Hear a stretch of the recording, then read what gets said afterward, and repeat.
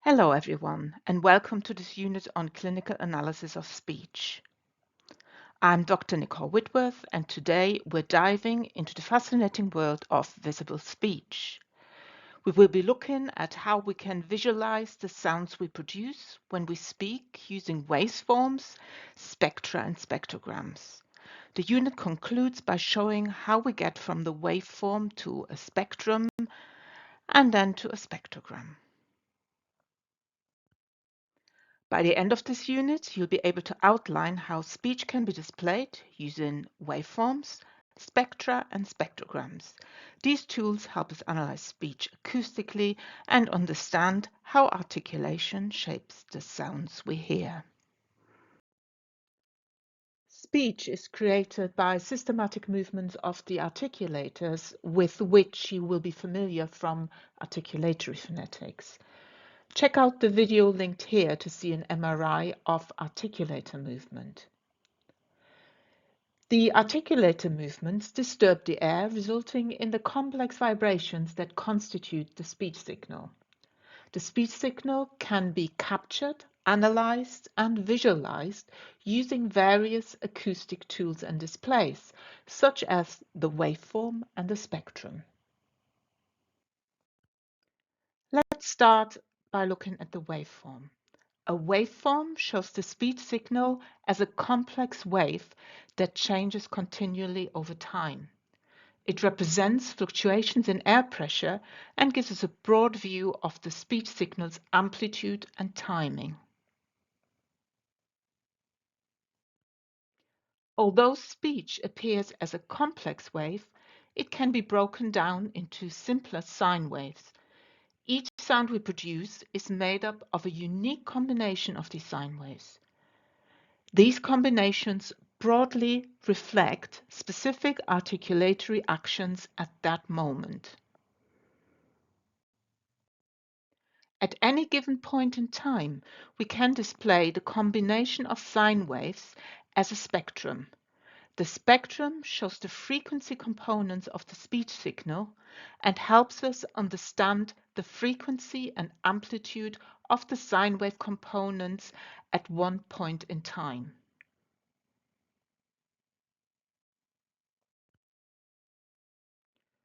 Speech is a dynamic activity. It typically changes rapidly over short periods of time. To capture these changes, we use a spectrogram. A spectrogram shows how the spectrum evolves over time, which indirectly indicates how articulation changes over time. Note that this is broadly true, but that sometimes the same acoustics can be used with different articulatory settings. This will be covered in more detail in a later unit.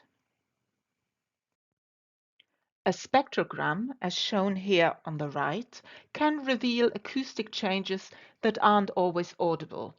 It allows us to measure the duration, frequency, and amplitude of spectral changes, giving us a detailed view of the speech signal's structure.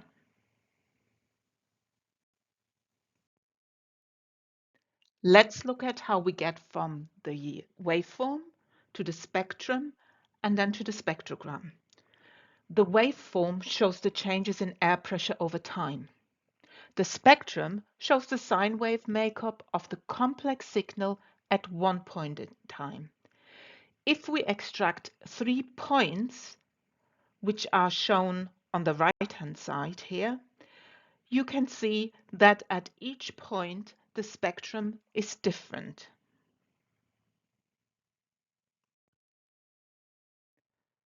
Looking at successive spectra, we can see how the speech signal changes over time. To get from a succession of spectra to a spectrogram, the spectra can be stacked one after the other. Remember that on the spectrum, a peak means that there is lots of energy at that frequency, and where you have a valley, there you have little or no energy. So on the left-hand side, we have our stack of spectra. What we need to do next is to color in all the high energy peaks black and the low energy valleys white, and in between use shades of gray. We then get the picture as shown on the right-hand side of the screen. If we take our recolored stack of spectra, shown on the left-hand side of the screen, and turn these so that time is now displayed along the x-axis, frequency along the y-axis, and amplitude as shaded areas, we have a spectrogram. Remember that where we have a black area, that means that there is lots of amplitude corresponding to the peaks on the spectra.